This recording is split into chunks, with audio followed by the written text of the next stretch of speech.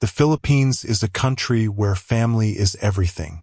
Children grow up knowing that their parents' wishes come first. Sons are raised to protect the home.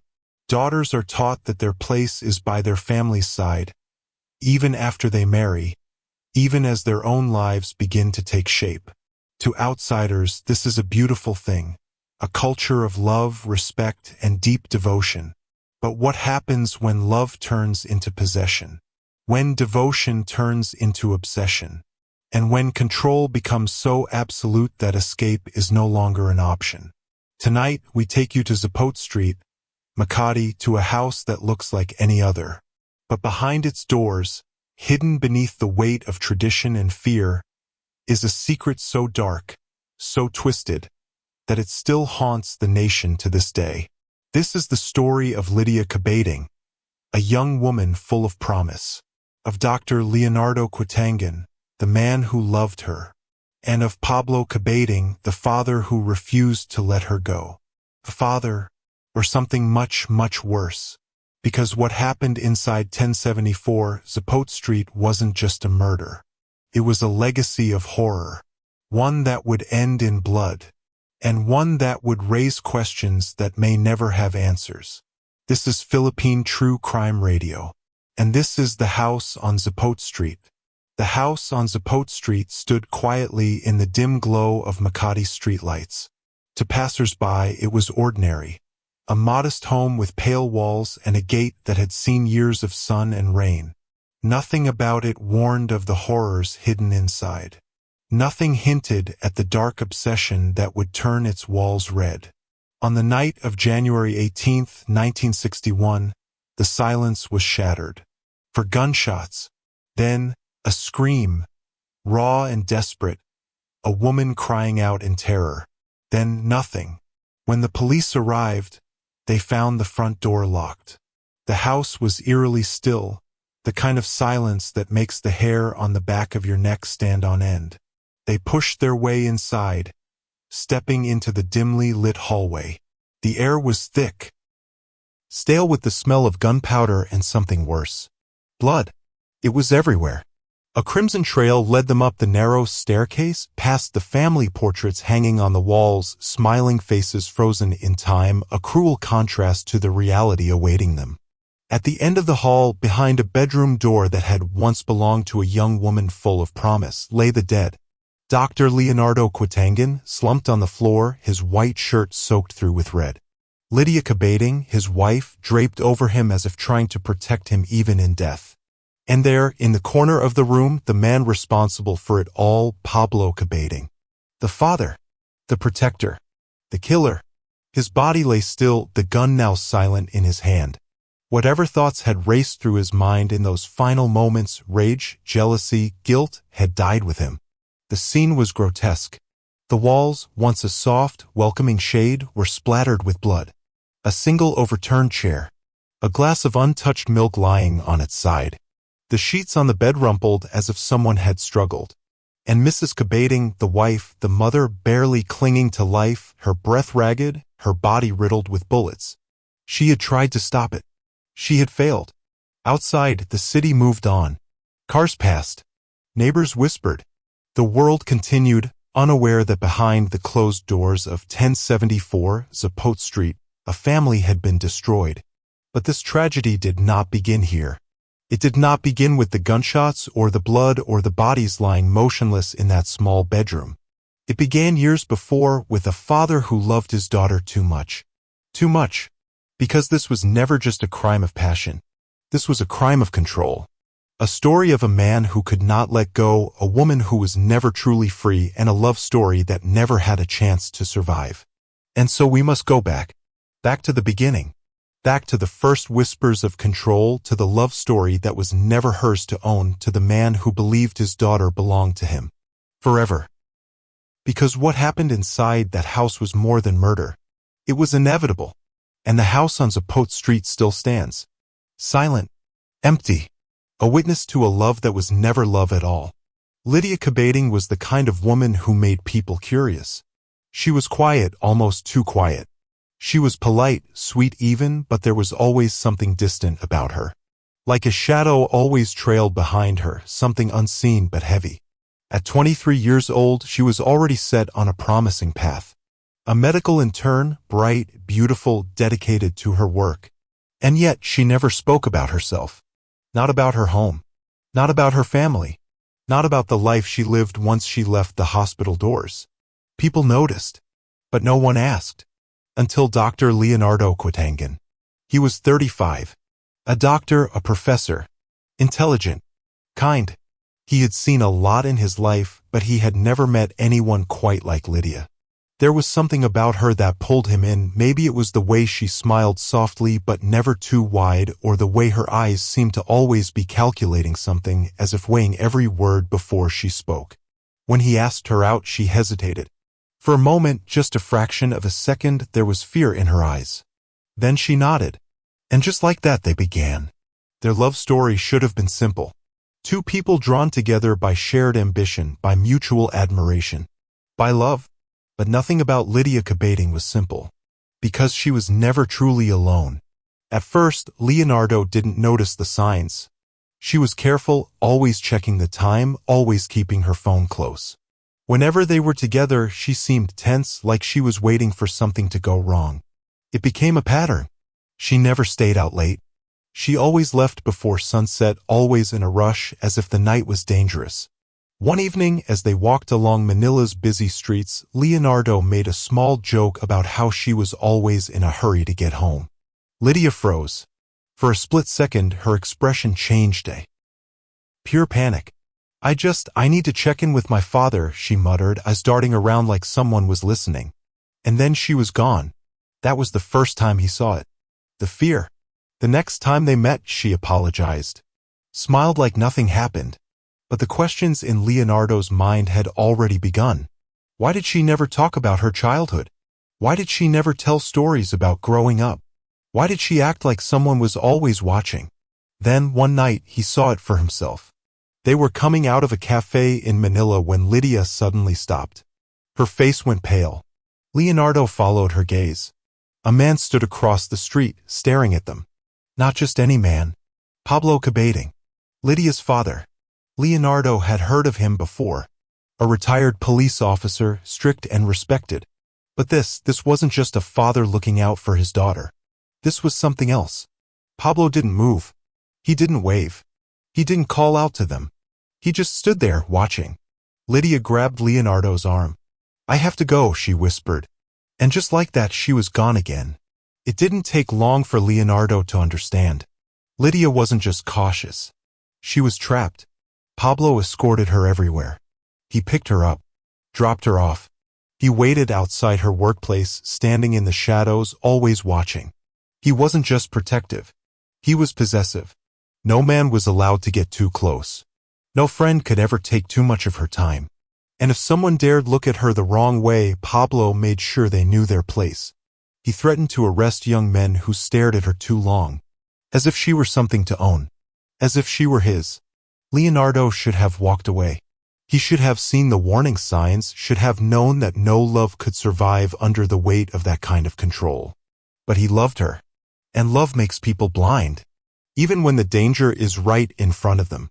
Even when the man who stands between them isn't just a father, but something much, much worse. Love should mean freedom. But for Leonardo Quitangon and Lydia Kabading, love was a prison with no doors. Only bars made of fear, and a warden who would never let them escape. His name was Pablo Kabading, and even after Lydia became another man's wife, she still belonged to him. Leonardo had known from the beginning that Lydia's father was controlling, but even he underestimated just how far Pablo Kabading would go. When Leonardo proposed, he had expected resistance. He had expected Pablo to refuse, maybe even threaten him. But instead, Pablo agreed. On one condition: they would live in his house, under his roof. Leonardo hesitated. Something in his gut told him no, told him this was wrong. But love makes fools of even the smartest men. And so, for Lydia, he agreed. The house on Zapote Street was simple on the outside: pale walls, a neatly trimmed garden, a place that could have been warm and welcoming.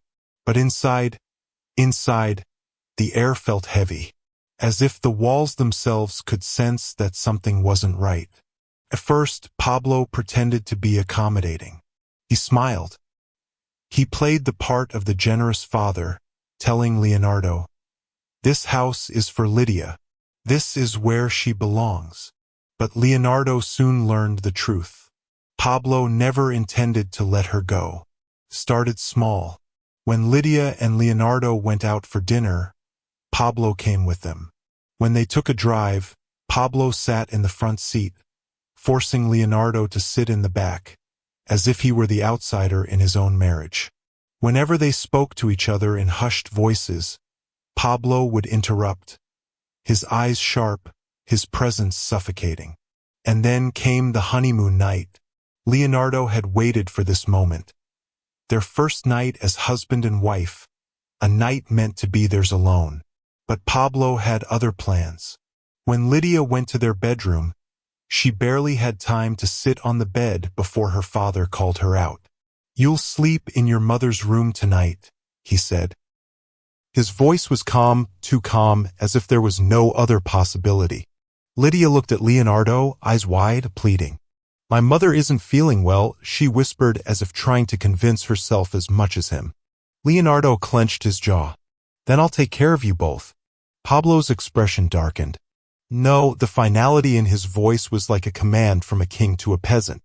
Lydia obeyed. One night became two. Two became a week. And every time Leonardo tried to protest, Pablo had a new excuse. "Your mother needs you. You're still adjusting. This is how it should be." Leonardo began to see it clearly. Pablo wasn't just keeping them apart. He was reminding them who was in control. In that house, nothing belonged to them. Not their marriage. Not their love. Not even their privacy. Pablo forbade them from locking their bedroom door. He moved through the house like a shadow that never left. Watching. Listening. Waiting. Leonardo tried to talk to Lydia to ask her why she wasn't fighting back. But she just shook her head. "We can't," she whispered. "Not I can't. We." As if she had already accepted their fate.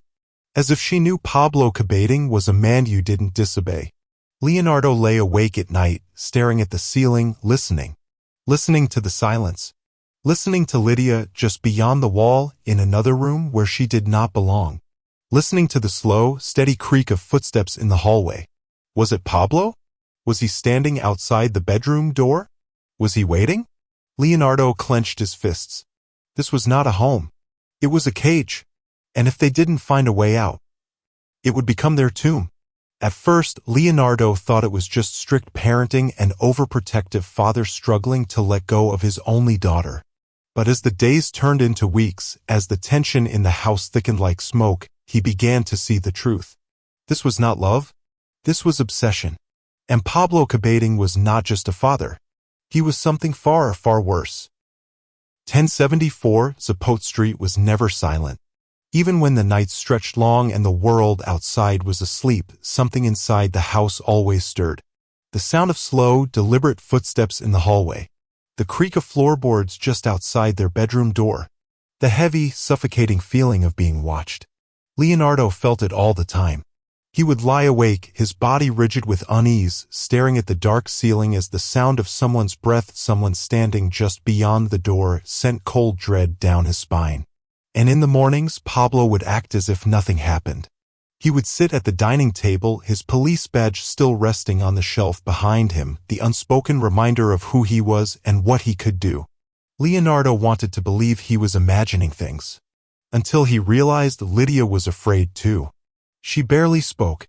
She moved through the house like a prisoner, never making a sound unless spoken to. And when Pablo spoke, everyone listened. Mrs. Kabading, a woman Leonardo had hoped would be an ally, was nothing more than a ghost in her own home. She did not argue. She did not defend her daughter. She sat quietly, eyes downcast, waiting for Pablo to allow her to speak. And when she did speak, her voice was small. Empty. Like someone who had been broken a long time ago. The rules in the house were clear. No locked doors. No secrets. No privacy. And most of all, Pablo was always watching. Even when Leonardo came home from work, exhausted, longing for nothing more than to hold his wife, Pablo made sure they were never alone. If Leonardo sat beside Lydia in the living room, Pablo would settle himself across from them, eyes sharp, studying them. If they walked upstairs together, he followed. And at night, when Leonardo reached for Lydia in the safety of their room, Pablo's presence loomed just beyond the door, a shadow that refused to leave. One evening, Leonardo made a mistake. He locked the bedroom door. It was an act of defiance. A small rebellion in a house where even their intimacy had been taken from them. For the first time since their wedding, they were truly alone. Or so they thought. At exactly midnight, the doorknob rattled. Lydia sat up, frozen. Then came the knocking. Slow, measured, deliberate. Leonardo moved toward the door, every muscle in his body tight with dread. He unlocked it, his breath held in his chest, knowing exactly who would be standing there. And there he was. Pablo? His face was calm, but his eyes were burning with something Leonardo couldn't name. He didn't raise his voice. Didn't ask why the door was locked. He only said, in this house, there are no secrets. Then he walked away. As if nothing had happened. As if he hadn't just reminded them who was in control. That night, Leonardo lay awake, staring at the woman beside him. Lydia's back was turned, her body curled in on itself as if trying to disappear. He had known since the day he met her that something about her past was hidden. But now he wasn't just worried about the past. He was worried about what was happening right now. Because the way Pablo looked at Lydia, the way he never let her go, it was not the way a father looked at his daughter. It was the way a man looked at something that belonged to him. And for the first time, Leonardo felt a new kind of fear. Not for himself, but for Lydia. Because he had seen obsessive fathers before. But jealous lovers? They were the kind of men who would rather see a woman dead than see her belong to someone else. Leonardo Quitangon had always been a patient man. A doctor, a professor, he was used to long hours, to methodical thinking, to approaching problems with calm and logic. But no logic could exist in the house on Zapote Street. And no patience could survive a man like Pablo Kabading. The house was a cage. The walls felt like they were closing in, suffocating him, pressing down on him every time he walked through the door. Pablo had tightened his grip. He was always there, a looming presence, sitting at the head of the table, listening to their conversations, watching them. Leonardo had endured it. The suffocating control. The silence from Mrs. Kabading, who never dared to speak unless Pablo allowed it. The way Lydia walked through the house like a ghost, moving carefully, obeying, submitting. But he wasn't like Lydia. He wasn't raised to obey a man like this. And when Pablo forbade him from attending his wife's physician oath-taking, something inside him snapped. You didn't pay for her education, Pablo said, his voice low, dangerous. You have no right to share in her success. Leonardo stared at him, gripping the edge of the table so hard his knuckles turned white. Lydia sat beside him, staring at her lap, her fingers trembling against the fabric of her dress. She said nothing. She always said nothing. Pablo leaned back in his chair, watching him, testing him. And that's when Leonardo realized this was a game. Pablo enjoyed this. The power. The control. The way he could reduce them both to nothing with just a few words. Leonardo clenched his fists. He had stayed in this house for Lydia. For love. For the naive hope that things would get better. But now he knew the truth. This would never change. Pablo Kabading would never let them go. And then Lydia whispered something. Something so small that at first Leonardo thought he imagined it. But Pablo heard it too. And his face darkened. I'm pregnant. Silence. A long, heavy silence. Leonardo saw it happen in real time. Pablo's hands tightened around his fork, the metal bending beneath his grip. His breathing slowed, his jaw clenched so tight it looked as if his teeth might break. Lydia curled into herself, shrinking under his stare. And in that moment, Leonardo saw it, not the anger of a father, but the rage of a man who had just lost something he believed belonged to him. Pablo Kabading did not congratulate them. He did not ask how far along she was. He did not even pretend to be happy. He only stared. Then, slowly, he placed his fork down. His voice, when he spoke, was calm. You will stay here, he said. Lydia flinched. Pablo turned to Leonardo, his lips curling into something that wasn't quite a smile. You will not take her anywhere. That night, Lydia sobbed into Leonardo's chest. She whispered things between gasps of air, confessions that confirmed his worst fears. That her father had always been this way. That he had beaten her before. That when she was younger, she would wake up and see him watching her from the doorway, standing in the dark. That he never wanted her to leave. That he had promised over and over again, if you ever try to leave me, Lydia, I will kill you. Leonardo held her tighter. This wasn't just control anymore. This wasn't just a father's paranoia or overprotection. This was something else. Something that had been waiting to explode. And now it had. Leonardo would not let his child be raised in this house. He would not let Lydia spend another day in the presence of this man. By morning, he had made his decision. They had to leave. They had to run. Because if they didn't, Pablo Kabading would make sure they never left alive. The night they ran, it was raining. The air was thick with the scent of wet pavement, and the sky was a deep, endless black, as if the universe itself had swallowed the stars. Leonardo gripped the steering wheel with white-knuckled hands, his heart hammering in his chest as he sped down the road.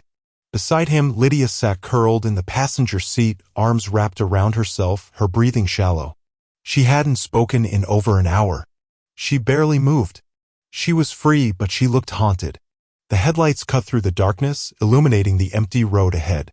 Behind them, Zapote Street was shrinking in the rearview mirror. And for the first time since their wedding, Pablo Kabading was not watching. For the first time, Lydia was free. They arrived in Cavite just before dawn. Leonardo's family was waiting. His brothers, his mother, worried, anxious. They had heard whispers of Pablo's temper, his obsession. But now, seeing the fear in Lydia's hollow eyes, they finally understood. This was no ordinary father. This was a man willing to destroy anything that stood in his way. Lydia sat stiffly as Leonardo's mother wrapped her in a warm embrace, whispering, "You are safe here. Safe." Lydia's shoulders trembled. She wanted to believe it. She wanted to feel it. But the shadow of her father stretched too far. And it was coming for them. The next day, Pablo found them. No one knew how. No one saw him coming. But by the time the sun had set, a taxi pulled up outside the Quitangon family home. Pablo stepped out, dressed in his usual crisp uniform, the badge of his former police rank still gleaming on his chest. He moved with the calm confidence of a man who had never once been denied what he wanted. And he wasn't alone. In his hands, a submachine gun. Leonardo's younger brother, Jean, was the first to see him. He stepped outside, heart pounding, hands raised in an attempt to reason with the man who had come to take his sister-in-law back by force. But there was no reasoning with Pablo Kabading.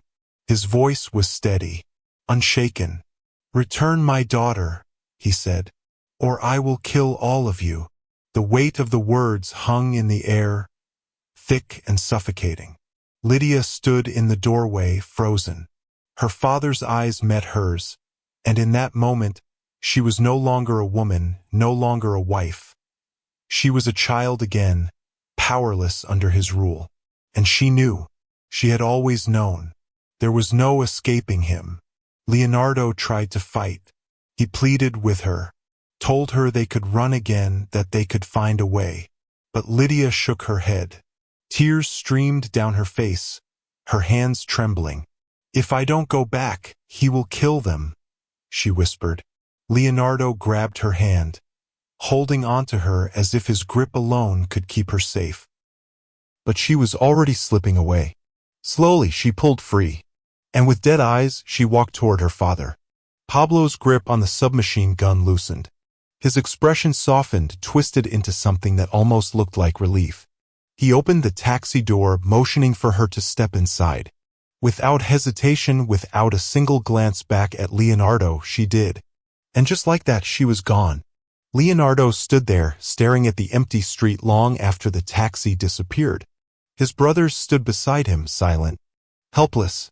Pablo had one. And Lydia. Lydia had gone back to the cage. A cage she would never escape from again. The house on Zapote Street had never felt warm, but when they returned, something had changed. It was too quiet, too still, and Pablo Kabading was smiling. He greeted them at the door, his usual sharp eyes now soft, his voice calm, almost cheerful. Come in, he said, as if nothing had happened. Leonardo hesitated. This was a man who had hunted them down with a submachine gun just days ago. A man who had threatened to wipe out an entire family to get his daughter back. And now he was smiling? It felt wrong. So wrong.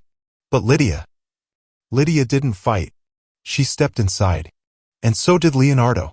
Pablo led them to the dining table. The same table where he had once told Leonardo he had no right to be in Lydia's life. The same table where he had sat, ruling over his household like a dictator.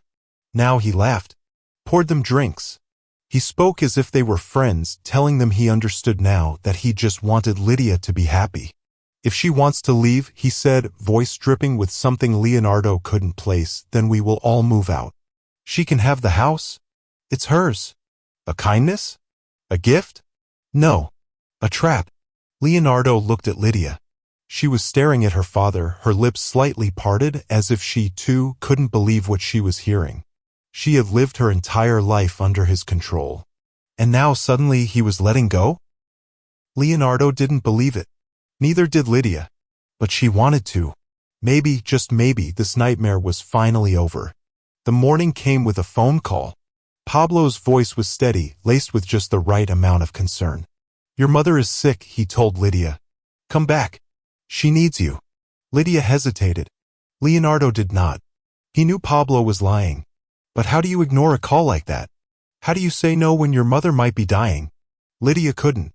And so Leonardo's brothers escorted her back to Zapote Street. He should have gone with her. He should have never let her out of his sight. Because when Lydia stepped inside the house, she immediately knew something was wrong. Mrs. Kabading was not sick. She was sitting on the sofa, perfectly fine, staring at nothing.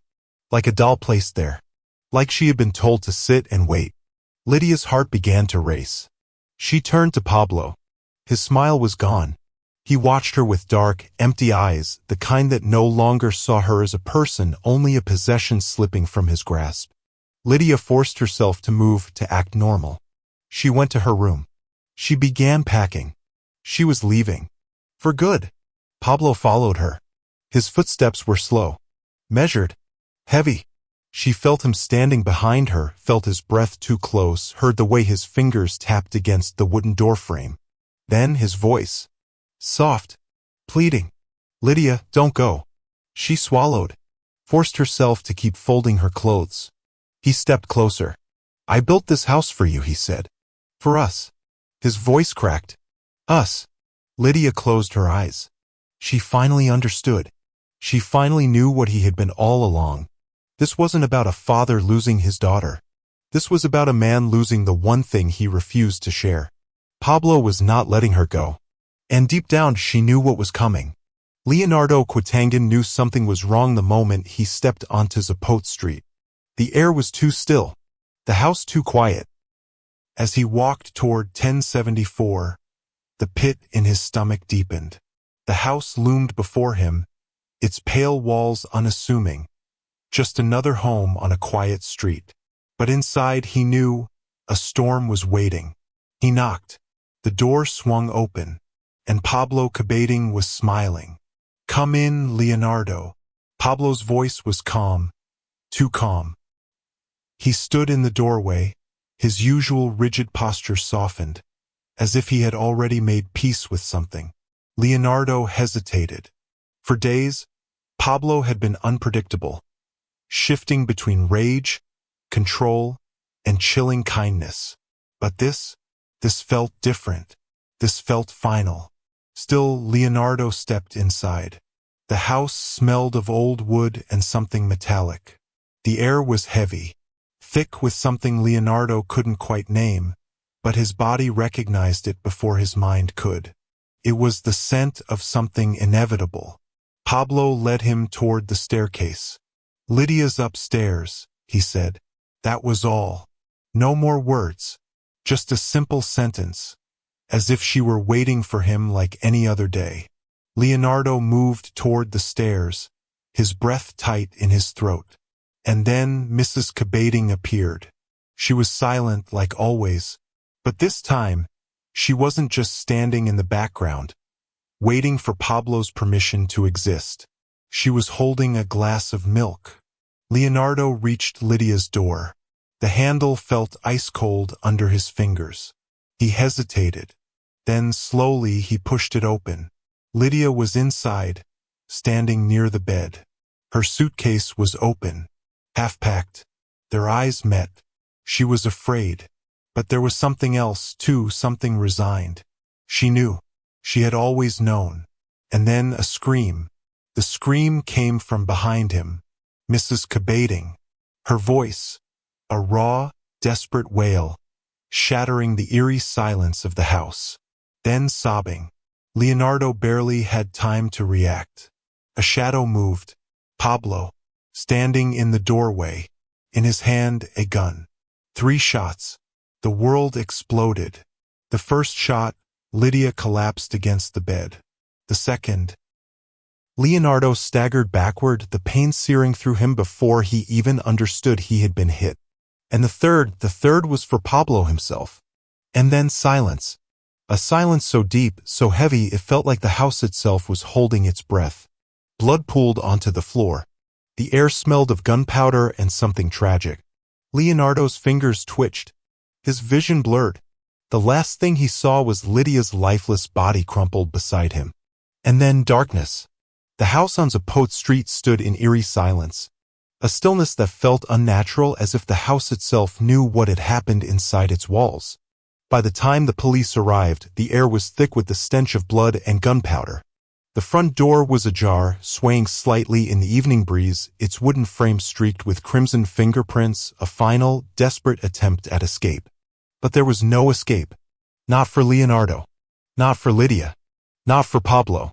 Inside the bedroom, time had frozen in a tableau of death and tragedy. Leonardo lay sprawled across the floor, his blood seeping into the wooden planks beneath him.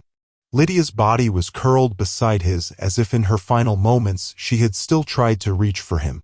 And Pablo was slumped in the corner, the gun still clutched in his hand. The man who had controlled everything, even their deaths. And yet one person was still breathing. Mrs. Kabading. She was barely alive, her body riddled with bullets, her breath coming in shallow, labored gasps. She had been shot in the stomach and chest, but somehow she had survived. The officers approached her cautiously, stepping over pools of blood, careful not to disturb the gruesome scene. She was conscious. She had seen everything. One officer knelt beside her. "Ma'am, what happened?" Her lips trembled. Her voice, a whisper lost in the thick air. He shot them," she gasped. "He shot my daughter, then himself." She coughed, a splatter of blood staining her chin. "But before that. Her voice broke. Her eyes darted to Pablo's lifeless body. A look of horror, of something worse than fear, something like disgust. He was always watching. The investigation would reveal more than just murder. It would expose the kind of darkness people don't dare to name. In the days that followed, whispers spread like wildfire. Neighbors, family friends, people who had always suspected something but never spoke. And then came the most disturbing rumor of all. That Pablo Kabading had been hiding under Lydia's bed. That while his daughter and her husband slept, he had been there, lying in the darkness, unseen, listening, watching, waiting. The revelation sent a shudder through the nation. Because if it was true, if Pablo Kabading had been doing this for years, then what was he, really? A father? Or something much worse? And then there was the other question, the one nobody wanted to ask, the one that made even the investigators hesitate. Lydia was pregnant, but who was the father? Leonardo, or someone else? Someone who had been watching her since the day she was born. Someone who had refused to let her go, even in death. The house on Zapote Street was emptied, its walls forever stained with what had happened there. People stopped walking past it at night. Some said they could still hear a woman's sobs from inside. Others swore they saw a figure standing at the window, watching, always watching.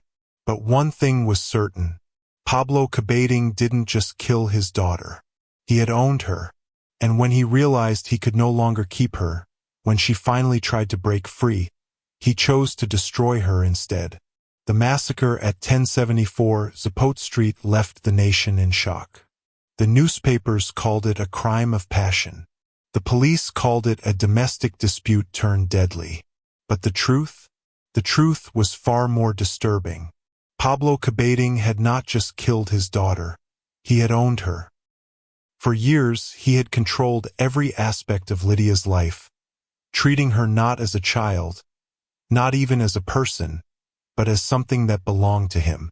And when she tried to leave, when she finally chose another man over him, he did the only thing he knew how to do.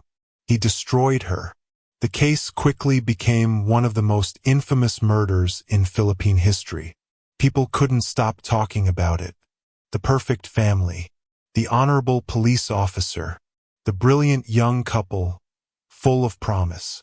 How had it ended in so much blood?